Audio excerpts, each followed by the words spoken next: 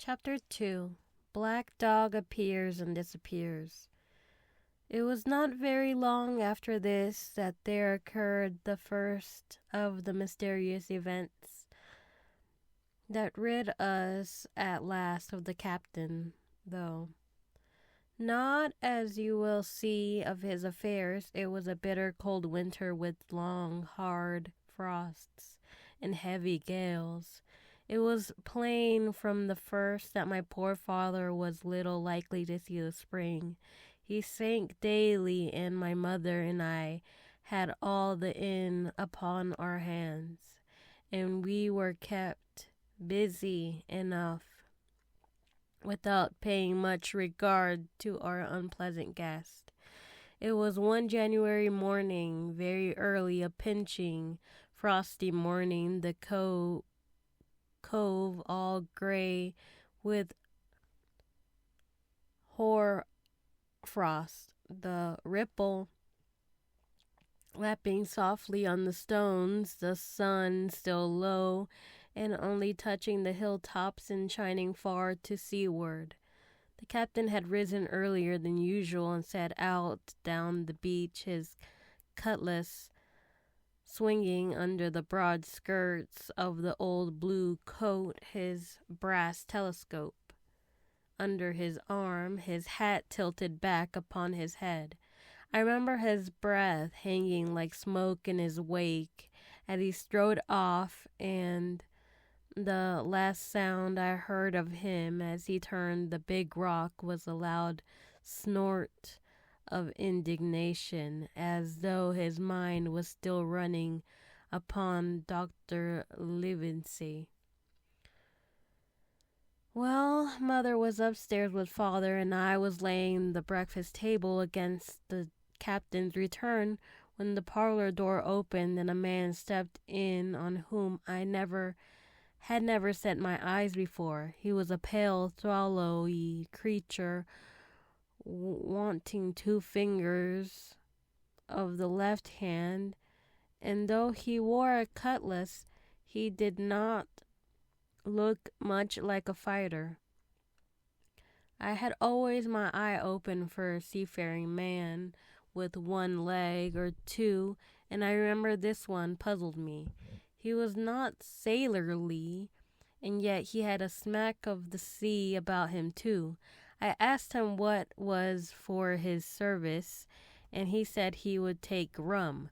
But as I was going out of the room to fetch it, he sat down upon a table and motioned me to draw near.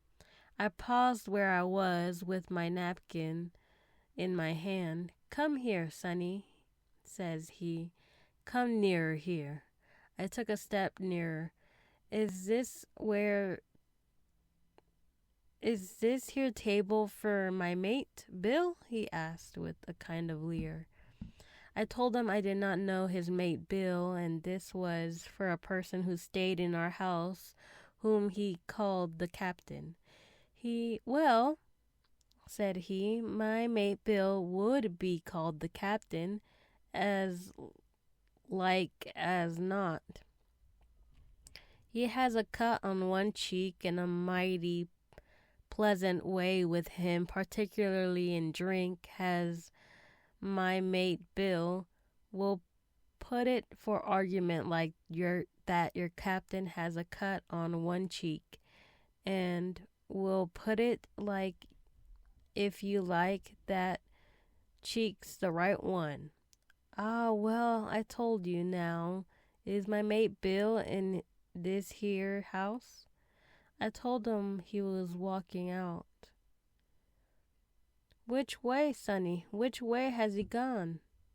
And when I had pointed out the rock and told him how the captain was likely to return and how soon, and answered a few other questions, "Ah," said he, "this'll be as good as drink to my mate Bill." The expression of his face as he said these words was not at all pleasant, and I had my own reasons for thinking that the stranger was mistaken, even supposing he meant what he said.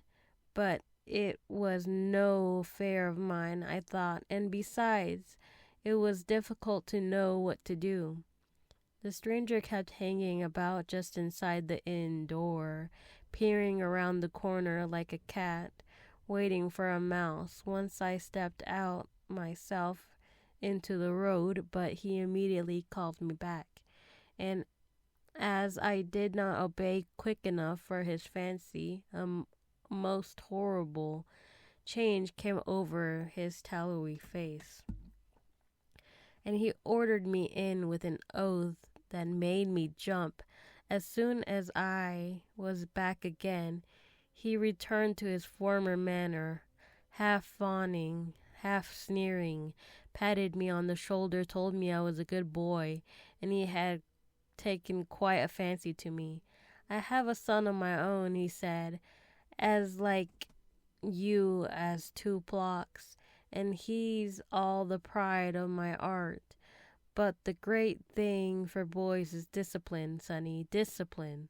Now, if you had sailed along of Bill, you wouldn't have stood there to be spoke to twice, not you. That was never Bill's way, nor the way of Sitch, as sailed with him. And here, sure enough, is my mate Bill, with a spyglass under his arm. Bless his old art, to be sure. You and me'll just go back into the parlor, sonny, and get behind the door, and we'll give Bill a little surprise. Bless his art, I say again. So saying, the stranger backed along with me into the parlor, and put me behind him in the corner, so that we were both hidden by the open door. I was very uneasy and alarmed, as you may fancy, and it rather added to my fears to observe that the stranger was certainly frightened himself. He cleared the hilt of his cutlass and loosened the blade in the sheath, and all the time we were waiting there he kept swallowing, as if he felt what we used to call a lump in the throat. At last in strode the captain, slammed the door behind him without looking to the right or left, and marched straight across the room to where his breakfast awaited him. Bill, said the stranger in a voice that I thought he had tried to make bold and big. The captain spun around on his heel and fronted us all. The brown had gone out of his face, and even his nose was blue. He had the look of a man who sees a ghost, or the evil one, or something worse. If anything can be, and upon my word, I felt sorry to see him all in a moment turn so old and sick. Come, Bill, you know me. You know an old shipmate, Bill, surely, said the stranger. The captain made a sort of gasp. Black Dog, said he. And who else, returned the other, getting more at his ease. Black Dog as ever was come for to see his old shipmate Billy and Admiral Benbow in. Ah, Bill, we have seen a sight of times, us two, since I lost them 2 talons, holding up his mutilated hand. Now, look there, said the captain. You've run me down. Here I am. Well then, speak up. What is it? That's you, Bill, returned Black Dog. You're in the right of it, Billy. I have a glass of rum from this dear child here, as I took such a liking to, and we'll sit down, if you please, and talk square, like old shipmates. When I returned with the rum, they were already seated on either side of the captain's breakfast table, Black Dog next to the door and sitting sideways so as to have one eye on his old shipmate and one, as I thought, on his retreat. He bade me go and leave the door wide open. None of your keyholes for me, sonny, he said, and I left them together and retired into the bar. For the long time, though I certainly did my best to listen, I could hear nothing but a low gambling. But at last, the voices began to grow higher, and I could pick up a word or two, mostly oaths from the captain. No, no, no, no, no, and an end of it, he cried once and again. If it comes to swinging, swing all, say I. Then all of a sudden there was a tremendous explosion of oaths and other noises. The chair and table went over in a lump.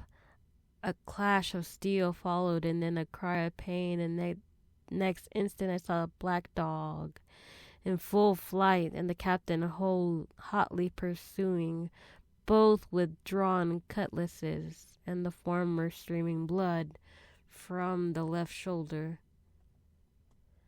Just at the door, the captain aimed at the fugitive one last tremendous cut, which would certainly have split him to the chine, had it not been intercepted by our big signboard of Admiral Benbow. You may see the notch on the other side of the frame to this day. That blow was the last of the battle. Once out upon the road, Black Dog, in spite of his wound, showed a wonderful clean pair of heels, and disappeared over the edge of the hill in half a minute. The captain, for his part, stood staring at the signboard like a bewildered man. Then he passed his hand over his eyes several times, and at last turned back into the house. "Jim," says he, "rum," and as he spoke he reeled a little and caught himself with one hand against the wall. "Are you hurt?" cried I. "Rum," he repeated. "I must get away from here. Rum! Rum!" I ran to fetch it, but I was quite unsteadied by all that had fallen out, and I broke one glass and fouled the tap, and while I was still getting in my own way, I heard a loud fall in the parlor, and running in, beheld the captain lying full length upon the floor. At the same instant my mother, alarmed by the cries and fighting, came running downstairs to help me. Between us we raised his head. He was breathing very loud and hard, but his eyes were closed, and his face a horrible color. "Dear, dearie me," cried my mother, "what a disgrace upon the house, and your poor father sick." In the meantime, we had no idea what to do to help the captain, nor any other thought but that he had got his death hurt in the scuffle with the stranger. I got the rum, to be sure, and tried to put it down his throat, but his teeth were tightly shut and his jaws as strong as iron. It was a happy relief for us when the door opened and Dr. Livesey came in on his visit to my father. "Oh, doctor," we cried, "what shall we do? Where is he wounded?" "Wounded? A fiddlestick's end," said the doctor. "No more wounded than you or I. The man has had a stroke, as I warned him. Now, Mrs. Hawkins, just you run upstairs to your husband and tell him, if possible, nothing about it. For my part, I must do my best to save this fellow's trebly worthless life. And Jim, you get me a basin." When I got back with the basin, the doctor had already ripped up the captain's sleeve and exposed his great swiney arm in the tattoo. It was tattooed in several places. "Here's luck, a fair wind, and Billy Bones his fancy." They were neatly and clearly executed on the forearm, and up near the shoulder there was a sketch of a gallows and a man hanging from it down. Done as I thought with great spirit. Prophetic, said the doctor, touching this picture of with his finger. And now, Master Billy Bones, if that be your name, we'll have to look at the color of your blood. Jim, he said, are you afraid of blood? No, sir, said I. Well then, said he, you hold the basin, and with that his lancet and opened the vein. A great deal of blood was taken before the captain opened his eyes and looked mistily about him. First he recognized the doctor with an unmistakable frown. Then he glanced fell upon me, and he looked relieved. But suddenly his color changed, and he tried to raise himself, crying, "Where's Black Dog?"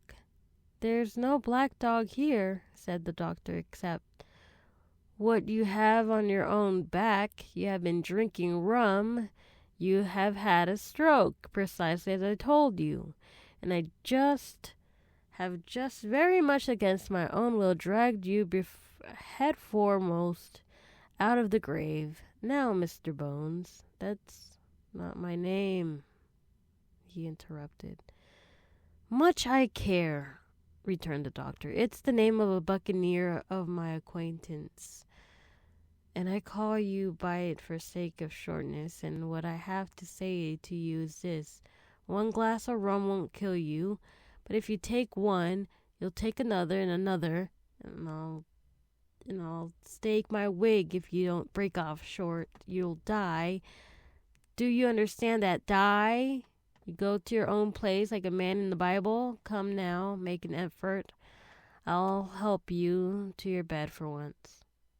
Between us, with much trouble, we managed to hoist him upstairs and laid him in his own bed, where his head fell back on the pillow as if he were almost fainting. "Now, mind you," said the doctor, "I clear my conscience. The name of rum for you is death." And with that he went off to see my father, taking me with him by the arm. "This is nothing," he said as soon as he had closed the door. I had drawn blood enough to keep him quiet a while. "He should lie for a week where he is. That is the best thing for him and you. But another stroke would settle him." End of chapter 2.